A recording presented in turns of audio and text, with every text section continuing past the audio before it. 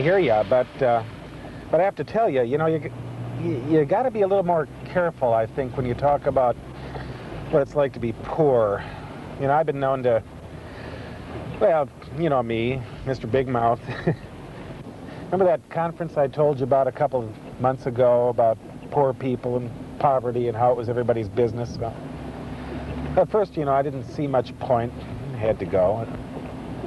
Anyway, you should have been there. Well, they started out with this slideshow. Room went dark, all black.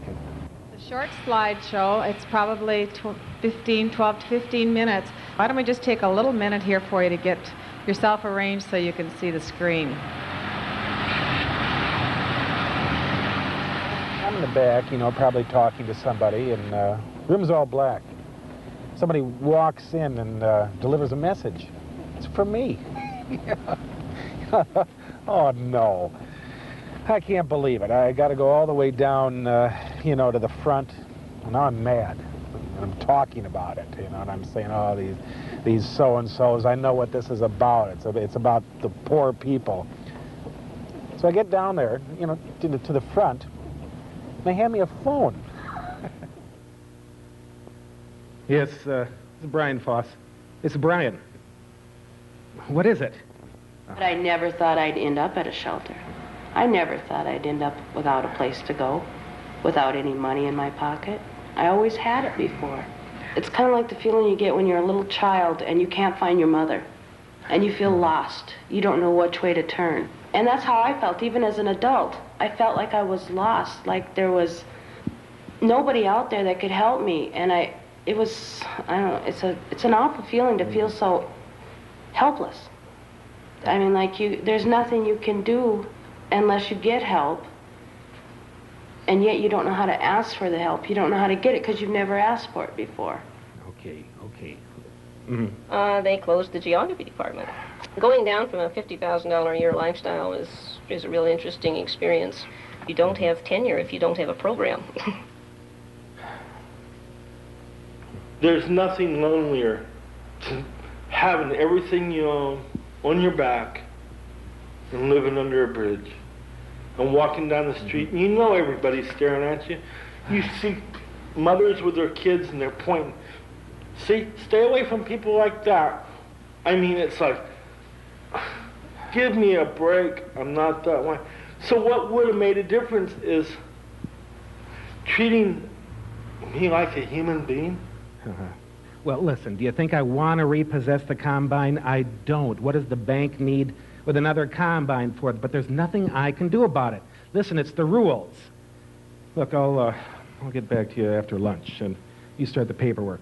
Right. Yeah, talk to you then.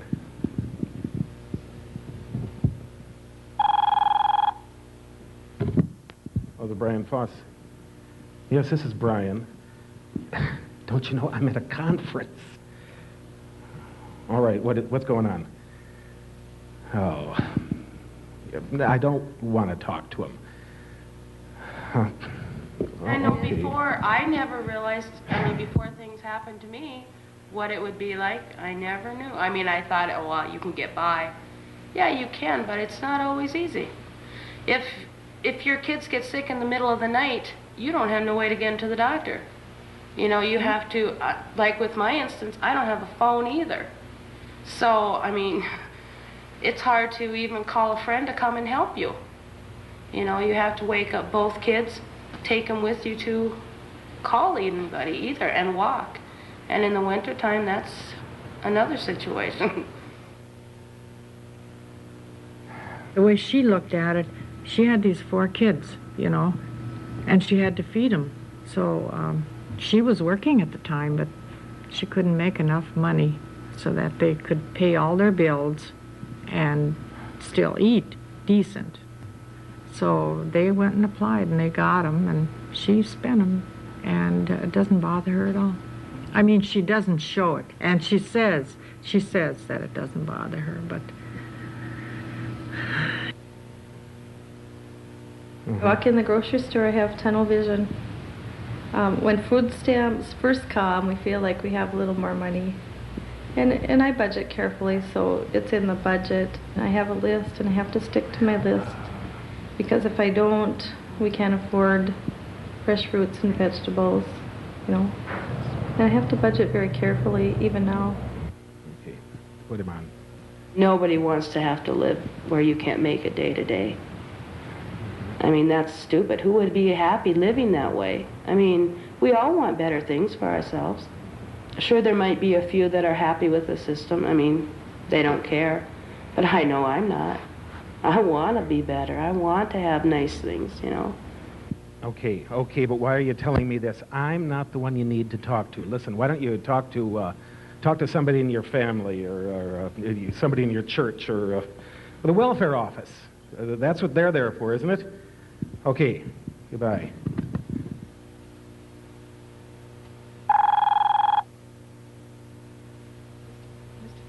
Mr. Foss, it's your sister, and she says it's important. I'm really sorry about this. Hello? Hello? Margaret? Brian? What do you want, Margaret? You haven't heard from that no-good husband, Bob, have you? Her husband, Bob, took off a couple of months ago. I never liked him. Brian, listen. You know I wouldn't call you unless it was serious. Listen, Brian, there's been an accident. What's happened, Margaret? Brian, Bobby's been hit by a car. When did that happen? Now hold on. He's going to be okay. The doctor says he's going to need some surgery and a lot of therapy, but he's going to be all right.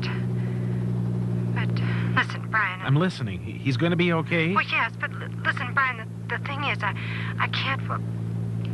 I don't know what I'm going to do. What do you mean? You said he'll be okay. Well, yes, but the thing is, Brian... What? Will you listen? The thing is,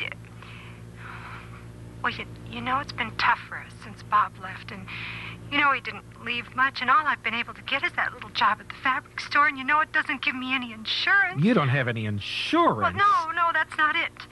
The thing is, Brian... Well, look, I never told you this before because I know you don't want to hear about it. And besides, it's not your fault. Things have been real tough since Bob left, tougher than you know. I haven't been able to keep up on all the payments, and we're about to lose the house. And I don't know what we're going to do. Why didn't you tell me this before, Margaret? Tell you? Tell you what? I've heard you talk about people that you work with. I wouldn't tell you now, except I don't know what to do. Margaret, listen, I don't know what I can do here. We're stretched pretty tight at home, too. What with the new house and Brian Jr. starting college. Oh, we're borrowed to the hilt as it is. I could maybe sell the boat and raise some cash if that would help you out. It sure won't be enough to pay the hospital. Have you been down to social services office? Isn't that what they're there for? Can't they give you some help with the hospital? Maybe. Pretty soon, anyway. Oh, what do you mean, pretty soon? Well, after I lose the house and after I've gone through what's left of my savings. I don't understand. What are you saying? Well, Brian, it's simple enough. You can't get help. You can't get medical assistance, and you can't get aid to families with dependent children when you still have a house, or a little bank account, or a car worth a couple of $1,000. What does your car have to do with it? I don't get this at all. Do you have to be some bum on the street before you can get help? Is that what... I'm not a bum, and don't you say that I am. Why do people think that? I didn't make this happen. Let me tell you this. There's a lot of other people out there like me. I've been meeting them lately, and maybe you should too. Will you listen? I had the fear that because I wasn't able to take care of my children at that time, that I had the risk of losing them. One example is when I was in the hospital, I had nobody to take care of my children. I called social services and asked them for help for daycare. They suggested putting my children in foster care. And I was against it completely. I said no, because I know what it's like to try to get... They could have used my health against me for a long period of time before I could have got them back. And I don't know what it would be like to live without my children. It would be horrible. And so I have that fear that if I make a mess, a slip up, like if I don't turn in certain papers or don't cooperate with certain programs, that they're going to come in and say, okay, your kids are going. I mean, that's an awful feeling. I can't imagine being without them. It would be horrible.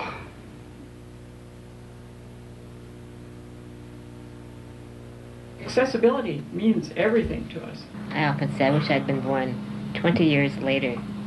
I went to Moorhead State before accessibility. We had one elevator on campus, and I tried to get as many classes as I could in that building with the one elevator. I was hauled up and down stairs by college kids. Sometimes just a few little things changed in the work environment will enable a disabled person to work there. Sometimes it's just to widen the door or put in a little ramp or whatever. And that's really what I would like to see as business people, to become more aware of those little things that would make a disabled person so much more productive, and the business community would profit by. Mm-hmm. In the conditions that we were living in, that the one thing we needed was houses, you know, and we did, you know, there were families that needed houses, but that in giving us those houses and allowing us to have indoor toilets and running water and that kind of stuff, that we would be happier, you know, that's what they equated it with. And it just brings to mind, I had an old auntie, and we call them grandma, you know, grandma, but she was an auntie in dominant society's terms, and her and her husband, my grandpa, lived in a shack. They call them tar paper shacks. You know, they were tar paper and one-room shacks with an outhouse and a wood stove inside. And she had all her pots hanging on the wall and a little cupboard for the canned goods and a place for the flour and stuff like that. And they lived that's how they lived their whole life. And they lived right in town. And when it got to the point where the government said, well, in order for you guys to be happier and to be better, we need to build you homes. So they come in and build homes for people. And they came to them and said, well, you know, you live in a tar paper shack, and we want to build you a house. We're going to build it for you. And they, no, we're happy. We're happy with this. You know, and I turn around, I know where my pots are. Here's the stove I cook on. When my grandkids come over to see me, they come in and visit, and you know, there's a place for them to stay right here. And we're happy. You know, that's what she told them. We're happy with where we're at. So one day while they were gone, you know, visiting out in the country and stuff, where some of my other relatives lived, and they ran over it with a bulldozer, you know, tore it down, and said, no, when they came back, well, now you don't have a home, now you have to let us build you a home. So they built them a home, you know, next to that same spot. But it was just that idea that and there was a lot of families like that, a lot of families living in the country that lived in those type of conditions, but they were satisfied with that. You know, they were happy and they were satisfied. They didn't want to acquire all those different type of things, but according to the measurement that we put on, if you don't have those type of things, then you must not be happy, you know, if you don't have those type of things. So, and I don't know, and happiness is kind of an elusive thing. I don't know if that's the thing that everybody's looking for or striving for, but it's certainly what everybody should at least have a little bit of, you know, some kind of happiness in your life and a little bit of satisfaction and security that you know you're going to be around for tomorrow, and that you have some kind of a meaning in life and those kind of things, you know. So.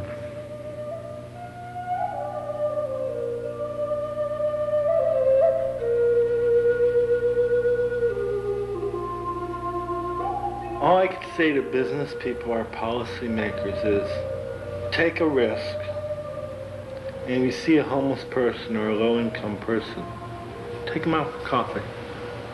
Take them to a public place. Sit them down and have coffee with them, and talk with them for an hour, and then make your choice. Because I think it's like any human being, it's always the fear of the unknown. Because if you don't know it, then you fear it because you don't know it. And I think that's what's happening in America is nobody has been able to sit down and define what is low income, what is homelessness, what is poverty.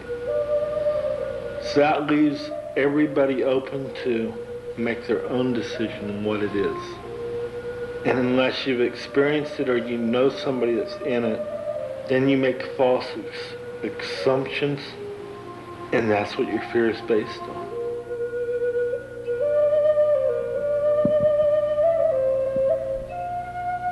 Hey, Margaret? Maggie? I'm sorry, I didn't understand. Are you home? I'll be right there.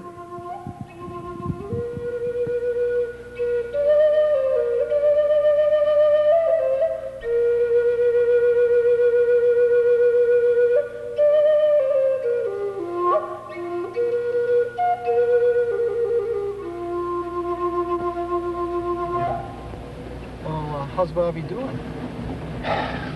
Well, it's not going to be easy. It's going to be a pretty long haul. It'll help to get the money and the insurance things straightened out. But, it's tough. But it's a lot easier when you don't have to look at losing your house or everything else. It's real scary. But